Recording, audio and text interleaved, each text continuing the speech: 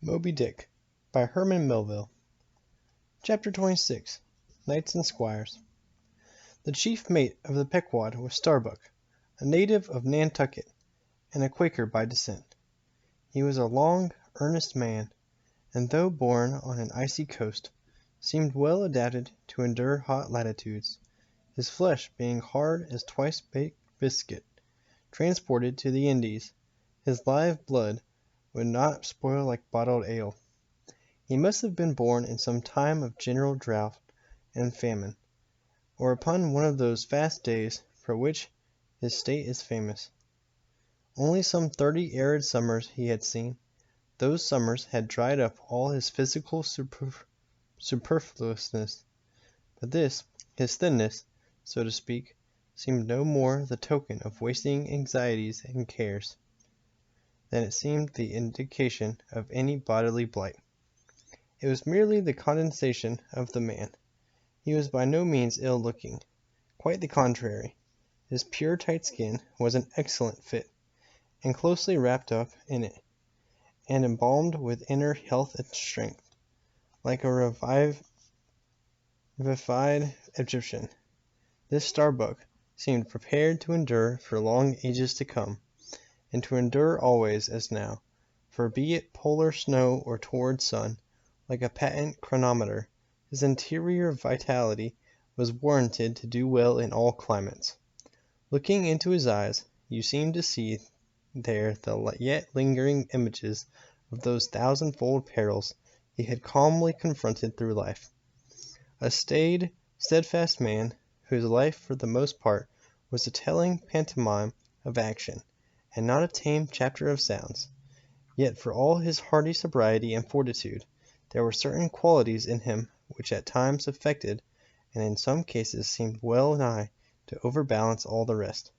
Uncommonly conscientious for a seaman, and endued with a deep natural reverence, the wild watery loneliness of his life did therefore strongly incline him to superstition, but to that sort of superstition which in some organizations seems rather to spring, somehow, from intelligence than from ignorance.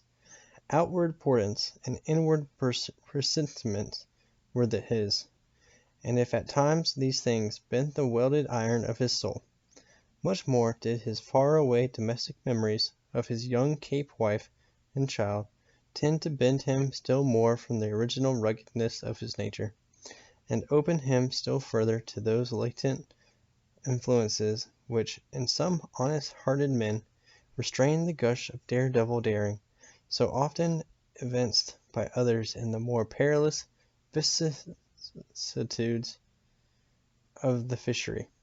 "I will have no man in my boat," said Starbuck, who was not afraid of a whale. By this he seemed to mean, not only that the most reliable and useful courage was that which arises from the fair estimation of the encountered peril, but that an utterly fearless man is a far more dangerous comrade than a coward.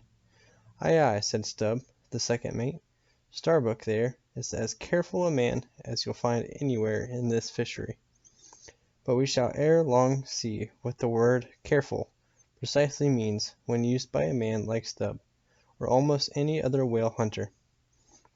Starbuck was no crusader after perils.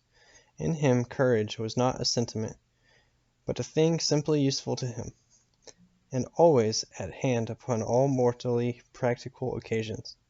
Besides, he thought, perhaps, that in this business of whaling, courage was one of the great staple outfits of the ship, like her beef and her bread, and not to be foolishly wasted. Wherefore he had no fancy for lowering for whales after sundown, nor for persisting in fighting a fish that too much persisted in fighting him. "For," thought Starbuck, "I am here in this critical ocean to kill whales for my living, and not to be killed by them for theirs." And that hundreds of men had been so killed Starbuck well knew. What doom was his own father's? Where, in the bottomless deeps, could he find the torn limbs of his brother? With memories like these in him, and moreover given to a certain superstitiousness, as has been said, the courage of this Starbuck, which could nevertheless still flourish, must indeed have been extreme.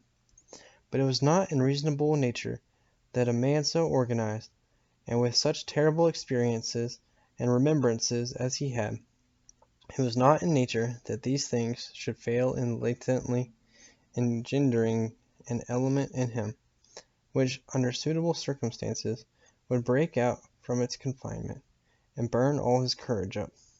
And brave as he might be, it was that sort of bravery chiefly visible in some intrepid men, which, while generally abiding firm in the conflict with seas, or winds, or whales, or any of the ordinary irrational horrors of the world, yet cannot withstand those more terrific, because more spiritual terrors, which sometimes menace you from the concentrating brow of an enraged and mighty man.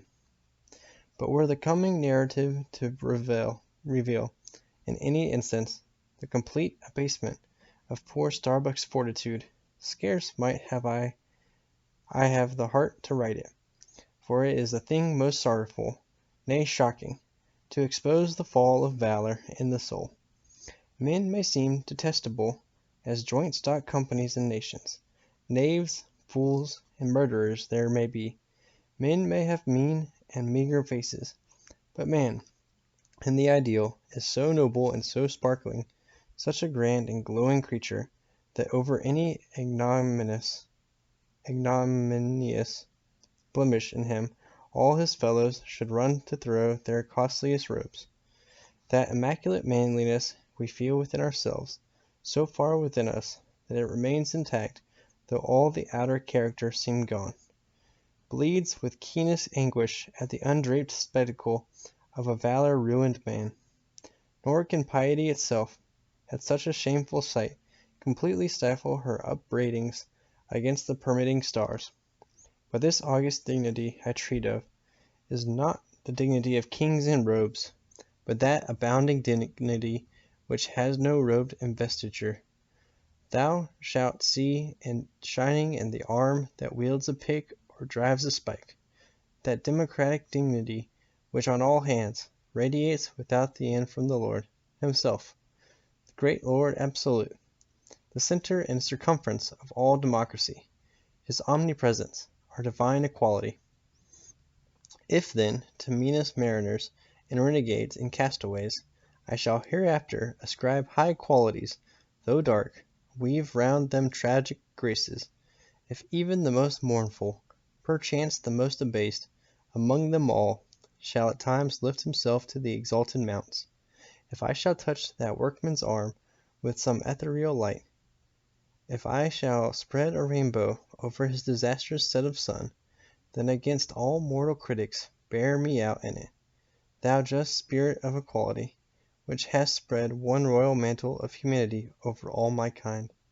Bear me out in it, thou great democratic God, who didst not refuse to the swart convict, Bunyan the pale, poetic pearl, thou who didst clothe with doubly hammered leaves of finest gold, the stumped and paupered arm of old Cervantes, thou who didst pick up Andrew Jackson from the pebbles, who didst hurl him upon a war-horse, who didst thunder him higher than a throne, thou who, in all thy mighty, earthly marchings, ever cullest thy selectest champions from the kingly commons, bear me out in it, O Lord.